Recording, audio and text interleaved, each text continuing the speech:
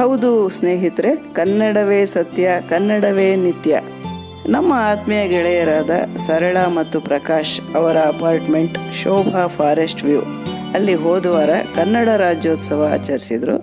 ನಮ್ಮನ್ನು ಆಹ್ವಾನಿಸಿದ್ರಿಂದ ನಾವು ಅದರಲ್ಲಿ ಭಾಗಿಯಾಗಿದ್ವಿ. ನಾವಂತೂ ಅಲ್ಲಿಗೆ ಹೋಗುವಾಗ ವಿಡಿಯೋ ಮಾಡಬೇಕು ಅಂತ ಅಂದ್ಕೊಂಡೇ ಇರಲಿಲ್ಲ. ಆದರೆ ಅಲ್ಲಿನ ಅರ್ಥಪೂರ್ಣವಾದ ಆಚರಣೆ, ವೈಭವ ಎಲ್ಲ ನೋಡಿದಾಗ ನನಗೆ ಇದನ್ನೆಲ್ಲ ನಿಮ್ಮ ಜೊತೆ ಹಂಚ್ಕೊಳ್ಬೇಕು ಅನ್ನಿಸ್ತು. ಹಾಗಾಗಿ ಈ ವಿಡಿಯೋ. ಅಪಾರ್ಟ್ಮೆಂಟ್ ಅಂದಮೇಲೆ ಎಲ್ಲ ಪ್ರಾಂತ್ಯದ ಮತ್ತು ಎಲ್ಲ ಭಾಷೆಯ ಜನರು ಇರ್ತಾರೆ. ಅವರೆಲ್ಲರೂ ಖುಷಿಯಿಂದ ನಮ್ಮ ಕನ್ನಡ ರಾಜ್ಯೋತ್ಸವದಲ್ಲಿ ಭಾಗಿಯಾಗಿ ತುಂಬಾ ವಿಶೇಷವಾಗಿತ್ತು. വരൂ, നമ്മളേവരും ഒരുമിച്ച് ചേരുന്ന കർണാടകത്തിന്റെ ഹൃദ്യമായ ഈ പൈതൃകം આસ્વાદિക്കുക. પધારો એસએપીમાં અને અમારી સાથે કર્ણાટકાની સમૃદ્ધ સંસ્કૃતિ ઉજવો અને મલનાડનું પરંપરાગત સ્વાદિષ્ટ ભોજન ગ્રહણ કરવા માટે આપ સૌનું સ્વાગત છે. আপনাদের সকলকে জানাই সাদর আমন্ত্রণ.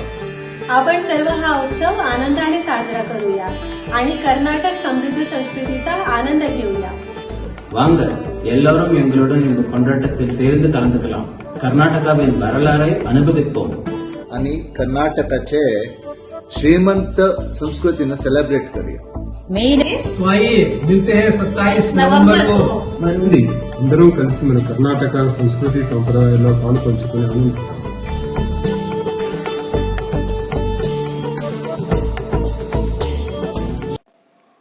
ಮೊದಲಿಗೆ ಭುವನೇಶ್ವರಿಯ ಪೂಜೆ ಮತ್ತು ನಂದಿ ಧ್ವಜ ಪೂಜೆ ಜೊತೆಗೆ ಕಾರ್ಯಕ್ರಮ ಶುರುವಾಯಿತು. ನಂತರ ಸಾಂಸ್ಕೃತಿಕ ಮೆರವಣಿಗೆ ಅಂದರೆ ಜಾನಪದ ಪ್ರಾಕಾರಗಳ ಜೊತೆ ಭುವನೇಶ್ವರಿಯ ಮೆರವಣಿಗೆ. ಸಾಂಪ್ರದಾಯಿಕ ಉಡುಗೆಗಳನ್ನು ಧರಿಸಿ ಅಪಾರ್ಟ್ಮೆಂಟ್ನ ನಿವಾಸಿಗಳೆಲ್ಲರೂ ಭಾಗವಹಿಸಿದ್ದು ಕಾರ್ಯಕ್ರಮಕ್ಕೆ ಒಳ್ಳೆ ಮೆರುಗು ಕೊಟ್ಟಿತ್ತು.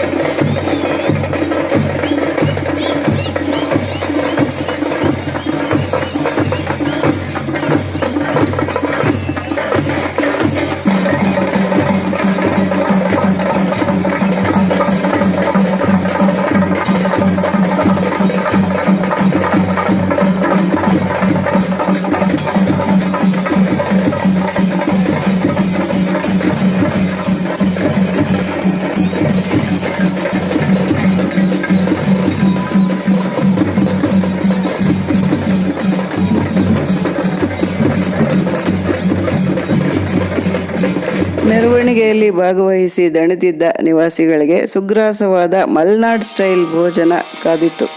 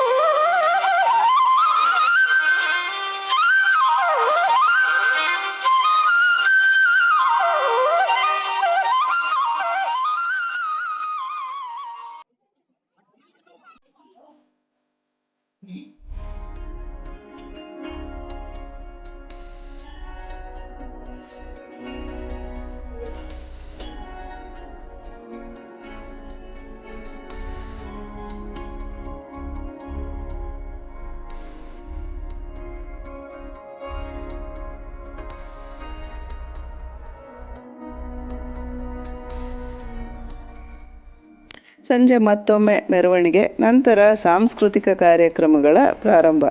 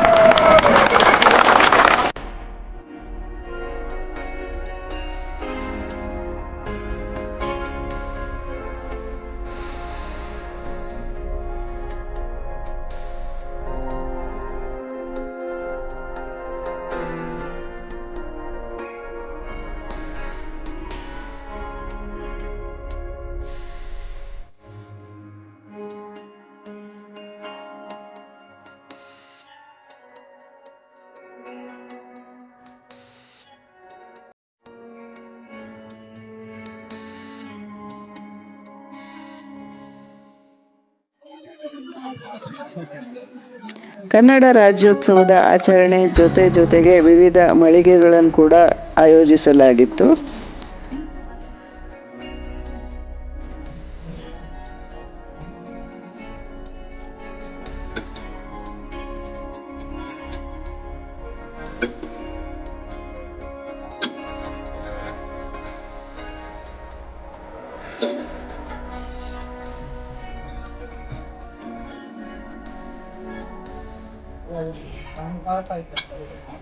ಒಂದಿಡೀ ದಿನ ರಾಜ್ಯೋತ್ಸವದ ಸಂಭ್ರಮದಲ್ಲಿ ಭಾಗಿಯಾಗಿದ್ದು ನಮಗಂತೂ ತುಂಬ ಖುಷಿ ಕೊಡ್ತು.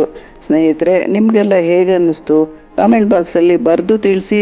ಈ ವಿಡಿಯೋ ನಿಮಗೆ ಇಷ್ಟ ಆಗಿದರೆ ದಯವಿಟ್ಟು ಒಂದು ಲೈಕ್ ಕೊಡೋದನ್ನು ಮರಿಬೇಡಿ. ಧನ್ಯವಾದಗಳು.